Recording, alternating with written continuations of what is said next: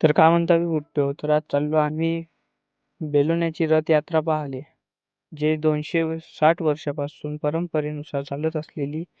आता म्हणे पुरी टंकी फुल करा म्हणे. मग बघ केली भाऊ टंकी फुल काकानं. डायरेक्ट निघलो आम्ही बेलोण्याला जासाठी. टंकी फुल होती तर भाऊची स्पीड काही अटकेच नाही. काटा खराब होता म्हणून मीटर तुम्हाला काही समजणार नाही, पण गाडी होती बहुत 280च्या स्पीड.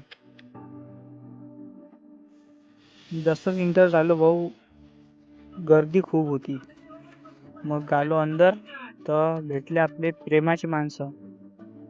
प्रेमाच्या माणसाला भेटलो आणि गर्दी पाहून दम होऊन गेलो भाऊ. मग आम्हाला दिसली शिवरायांची पोस्टर. इकडे हनुमान देवता आपल्याला सगळ्यांना आशीर्वाद देत होते वरून. काका म्हणे लवकर पुढं.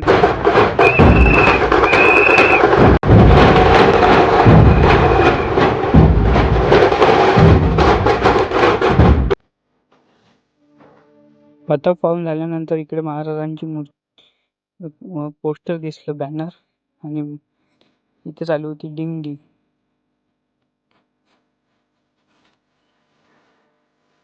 मग आपला कॅमेरा पकडला आपल्या पिटोरीच्या ब्लॉगरनं.